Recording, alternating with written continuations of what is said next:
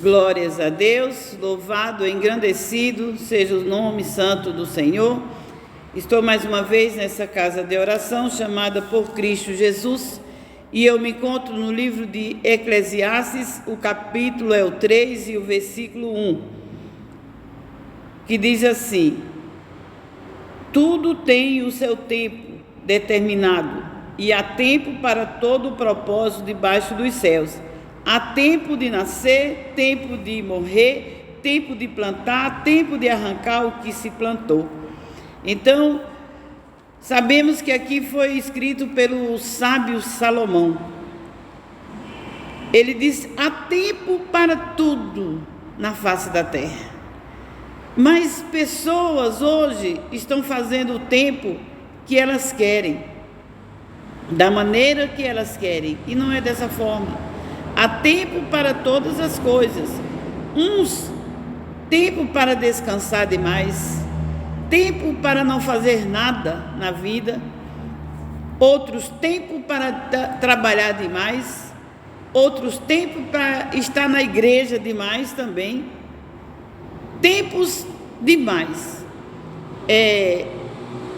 Há um ditado no mundo que diz assim: tudo demais é veneno. Um dia Davi disse assim: eu me alegrei quando me disseram, vamos à casa do Senhor.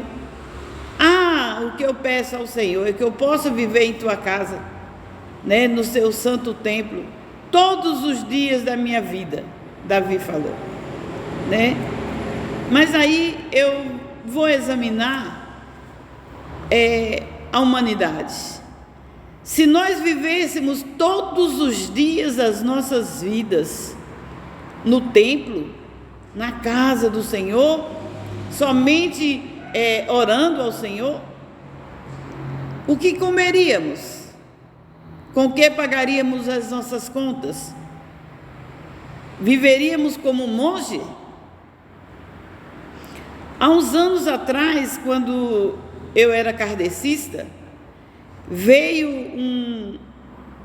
um professor da Federação Espírita do Brasil dar uma palestra. Mas como eu era uma das menores, eu fiz uma pergunta para ele e ele não me respondeu. Respondi as perguntas de todo mundo, mas a minha ele não respondeu. E tinha ali um jovem que ele respondia todas as perguntas daquele jovem, um jovem bem instruído, até bem de vida, né? Rico, entre aspas. E o jovem tomou conta ali da minha pergunta e disse: não, professor, ela tem razão. Porque eu fiz uma pergunta assim. Eu falei: professor, e os monges que ficam enclausurados dentro do templo, né? Em santidade, diz que a Deus, as freiras, esse pessoal assim. Ele não me respondeu nada, mas o rapaz ali falou: não, mas ela tem razão. Esses que estão enclausurados de monge, só orando, louvando a Deus dentro de uma igreja, seja católica ou evangélica, Deus não deixou a humanidade para ser assim, não. Porque se ele fica ali, como é que ele vai pecar? Ele não vai ver nada lá fora para que possa pecar. E ali ele disse, eu sei, e era a resposta que eu ia dizer, eu ia dar, mas como eu era menor da casa do meu pai, como dizia Judá, né? A cidade de Judá era menor. Gedeão também era menor da casa do pai, e muitos outros que eram os menores. Eu era menor daquele lugar, não me responderam. E o rapaz sábio disse: não, professor, ela tem razão. Porque a pessoa que se faz monge ali, consagrado dia e noite, como ele vai pecar? Né? E vive às custas dos outros. Paulo diz: não ser pesado a ninguém. Eu não sou pesado a ninguém. Paulo, apóstolo de Jesus, disse: eu prego, eu faço a obra de Deus, Sou santo do Senhor, eu imito a Jesus Cristo, mas eu trabalho para cuidar do meu corpo, para o meu alimento. E a palavra diz que nós temos que trabalhar para nós e para ajudar, para dar para aqueles que não têm. Não é para ficar parado dentro de uma igreja, dentro de qualquer lugar, apenas se consagrando, não. Porque Deus vai ver se somos santos? Deus vai ver que somos santos do Senhor quando passamos na frente de um bar e não entramos para beber, se for possível, evangelizar. Quando passamos na frente de qualquer um outro lugar que tem prostituição, tem algumas coisas ilícitas para o povo de Deus, passamos e não ali nos fingimos de mais santo do que santo, e não, eu não vou nem cumprimentar essas pessoas, não. Paulo disse, aquele que se diz crente não é com ele nem sequer com mais, é com os que se diz crente, não é os que estão lá fora não. A esses lá fora, nós temos que fazer como Jesus comeu com as prostitutas, né? Até que uma delas lavou os seus pés, e os outros fariseus começaram a humilhar e dizer, se ele soubesse quem ela era, não teria deixado ela lavar os seus pés. Mas Jesus disse, quem mais é perdoado, né? Quem mais tem pecado, também mais é perdoado. Quem é mais perdoado? Quem tem mais pecado. E ele ali perdoou os pecados daquela mulher. Nós temos que fazer como Jesus, não nos esconder das pessoas que nada entendem, que até hoje fazem as coisas erradas, porque muitas vezes não têm conhecimento. Deus disse, o meu povo são destruídos porque lhe falta conhecimento.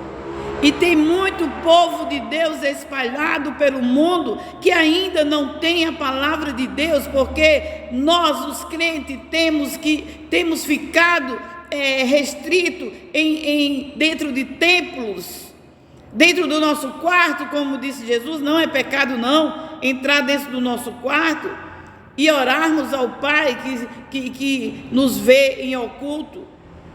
Não é pecado não, mas não é para viver dentro do quarto direto, de joelho, com a cara no chão e tudo, não. Nós temos que ter o tempo para tudo na face da terra, tem tempo para tudo, como disse o Salomão, o sábio Salomão. Tem a hora de clamarmos pelas pessoas, clamarmos de joelho, de cara no chão, não sei. Eu prefiro clamar com os olhos olhando para o céu, de pé, porque Deus disse para aquele homem, levanta-te que eu te escutarei. Eu prefiro orar de pé. Se você prefere orar de joelho, amém, Deus abençoe, cada um da maneira que Cristo libertou. Se o Filho libertar, verdadeiramente sereis livres, né? Só o Filho pode libertar, mas Jesus, eu sei que Ele me libertou, porque a oração de um justo, ela vale muito em seus efeitos. Nós não somos justos de nós mesmos, mas nós cremos em Cristo, que nos justifica de todo pecado. Nós somos justos, e a nossa oração, ela vale. Pode ser de pé, de joelho, deitado, como tiver, basta que estejamos ajoelhados, aquebrantados para Deus, com temor ao Todo-Poderoso. Porque não adianta eu estar de joelho, como eu tenho visto pessoas na igreja, de joelho, fazendo que está orando, está conversando entre as cadeiras, um com o outro, ou uma com a outra. Não adianta dizer que está orando de joelho e ali conversando, batendo papo. É muito feio isso aí para nós que vemos, quanto mais para Deus. Onde você acha que a tua oração vai chegar? Agora, se você estiver sentado na cadeira, de olhinho aí fechado, falando com Deus, sem olhar para ninguém, sem olhar para o outro, que também a gente só vê essas coisas porque a gente abre o olho. Se a gente não abrir o olho carnal, não vamos ver essas coisas. Eu sou uma delas que tenho que, está vendo o meu erro. Mas é muito errado isso aí. As pessoas viverem na igreja orando, já dizia um ditado lá fora: não adianta ir à igreja rezar e fazer tudo errado. Não adianta ir à igreja rezar e fazer tudo errado, né? Tem até uma música. Então, não adianta viver dentro da igreja e o coração cheio de rapina. Não adianta viver em oração e o coração cheio de ódio, cheio de mágoa. Não adianta viver em oração como muitos vivem e diz assim: Senhor, pesa a mão mesmo naquela que me fez isso. Senhor, eu sei que eu sou a menina dos olhos de Deus. Senhor, ele ou ela está aqui, debaixo do meu joelho, debaixo de oração. Mas não é a oração a qual Deus quer. Não é essa oração que Deus quer. Deus quer que você diga: Senhor, tenha misericórdia daquele ou daquela que nada sabe, que nada entende. Ou entendeu, mas o príncipe desse mundo, a saber, Satanás, tampou o entendimento dela ou dele. Vamos nos compadecer das almas que estão em pecado, não assim desejar-lhes mal, porque a palavra de Deus diz que a nossa língua é um membro que tem na nossa boca, que ela inflama até o inferno. Ela é como um pequeno bosque, que uma faísca cai e logo incendeia tudo, é a nossa língua. Então vamos incendiar o bosque de Deus com oração, com clamor pelas pessoas que ainda não conhecem a tua palavra, por as pessoas que ainda conhecem, mas não estão entendendo, estão ouvindo, mas não estão escutando, estão vendo, mas não estão enxergando. Que Deus possa abrir o entendimento dessas pessoas. Louvado e engrandecido seja o santo nome do Senhor. Que nós possamos ter tempo para orar, mas tempo para trabalhar. Porque Deus disse: olha, 6 dias trabalhareis. Lá no início da Bíblia, lá no início de tudo, a ordem de Deus foi 6 dias trabalhareis, ou trabalharás, e o 7º dia guardais para mim, que é o sábado, esse dia o qual hoje eu estou aqui nessa casa do Senhor, fazendo essa live, né? Esse vídeo. Então, ele disse que o 7º dia era para guardar para ele, para adorá-lo, para louvá-lo, para engrandecê-lo. Sim, ele pediu um dia e deu 6 para que nós trabalhássemos. Só que tem pessoas que trabalham 7, 8, 9, 10. Se tivesse 10 dias na semana, pois ele trabalharia os 10 dias. Se entrava pela noite, tudo demais é veneno. Há tempo para todas as coisas. Trabalhar demais também é pecado, né? Porque você não está dando tempo para o seu organismo, para a sua mente, para o seu cérebro mentalizar o que está fazendo. Está trabalhando deliberadamente, não pode. Debalde, você está trabalhando debalde. Quem trabalha demais é trabalhar debalde. Não pense que haverá galardão diante de Deus quem trabalha demais, mas também quem diz que quem vive em cima de uma cama e até a mão esfraquece para não levar a boca, esse também está contra a palavra de Deus. Aquele que diz: eu não vou sair na rua para trabalhar porque tem um leão, como disse ali o grande sábio Salomão. Esses que são pesados aos outros, como Paulo disse: eu não sou pesado a ninguém. O apóstolo Paulo pregava a palavra de Deus, fazia a vontade de Deus, seguia em frente, mas trabalhava. Diz que ele fazia tendas para ganhar o pão de cada dia. Então nós temos que ser controlados, trabalhar e orar, trabalhar e vigiar, orar e vigiar, amém? E eu me despeço com a paz de Deus, que excede todo o entendimento humano.